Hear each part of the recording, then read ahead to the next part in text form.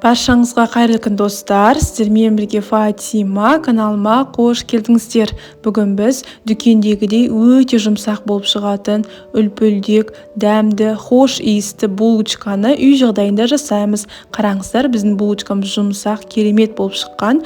Ал ендеше бірге жасауды бастайық.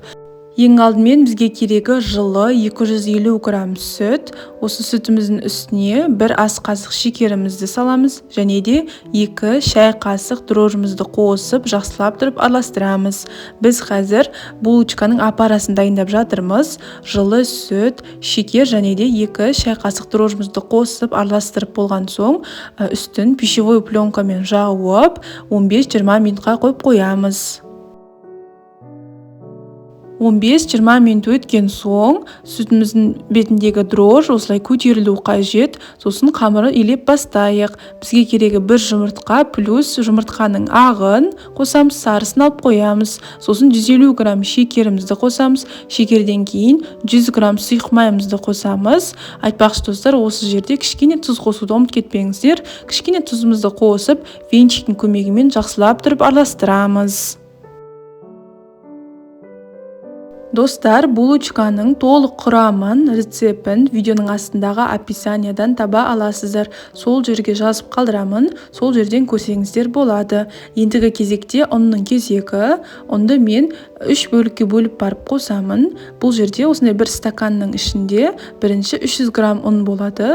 Осы 300 грамм ұнның бәрін осылай електен өткізіп алдым. Електен өткізіп болған соң, венчиктің көмегімен бір керкі болғанша араластырамыз. Мінекей, мына шетте 300 грамм ұнымызды қосып араластырып болған соң, бізде осындай сұйық қамыр шықты. Сосын тағы осындай бір ыдыста 300 грамм болады.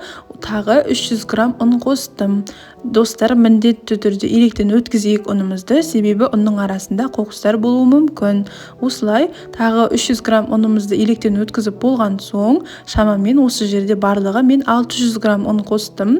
600 грамм ұн қосып, осылай венчиктің көмегімен араластырып көрсем, қараңыздар, біздің қамырымыз қолға жабысып жатыр. Бізге қолға жабыспайтын қамыр керек, сол үшін де тағы да мен 100 грамм ұн қостым.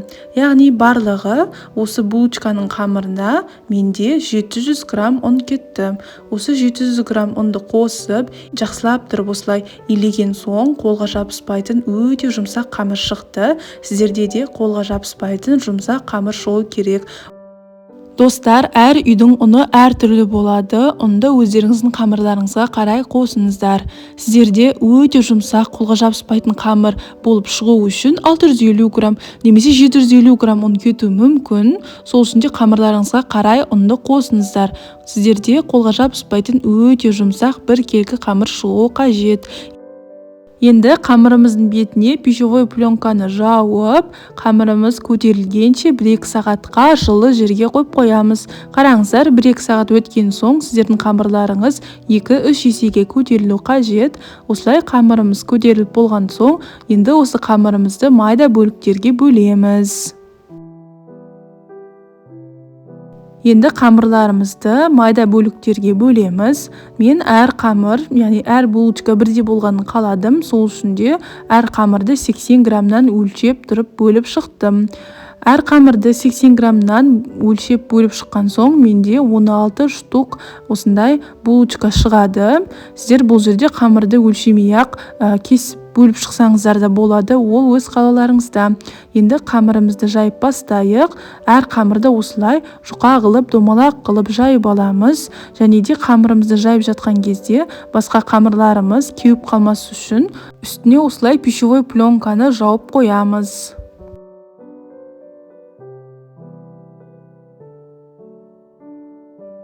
Достар, осы менің YouTube каналымда басқа да оңай жасалынатын булочка, печеньелердің рецепті бар. Осы видеоны көріп болған соң, сол басқа видеоларымды да көріп шығыңыздар. Ал енді осы булочканың арасына біз вареный сгущенка салып жатырмыз. Сіздер бұны салмасаңыздар да болады. Немесе вареный сгущенканың орнына шоколад, яғни шоколадный паста, немесе варенье қоссаңыздар болады. Ол үшін осылай қамырымызды домалақ қылып жайып аламыз. Сосын ортасына салмамызды салып, қамырымызды осылай қайырып, жақсылап тұрып бір-біріне жабыстырамыз. Жабыстырып болған соң, осылай пышақтың көмегімен қалған қамырларымызды осылай кесіп шығамыз да, кесіп болған соң қамырымызды осылай айналдырамыз.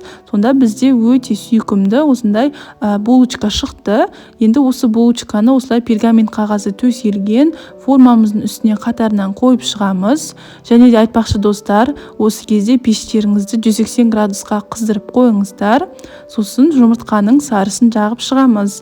Бұл жұмыртқаның сарысы бағана қамырына ағын қосқанбыз, ал сарысын осылай алып қойғанбыз. Сол осы сарысы. Сіздер осы видеоны қай қаладан немесе қай елден көріп жатырсыздар, комментарияға жазып қалдырыңыздар. Мінекей біздің булочкаларымыз пісуге дайын тұр.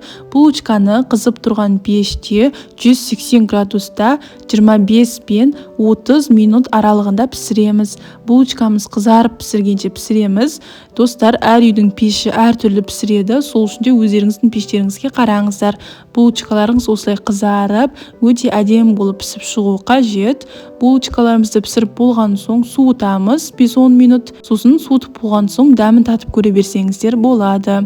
Қараңыздар достар, осы булочканың арасындағы салмасы ағып кетпеген. Қараңыздар, булочканың ішінде тұр. Осындай өте керемет, жұмсақ болып пісіп шығады. Сіздер де осы булочканы жасап көріңіздер, өкінбейсіздер. Дәл осы мен рецептімен жасайтын болсаңыздар, сіздерде де осындай өте дәмді болып шығады. Сіздермен болған Фатима.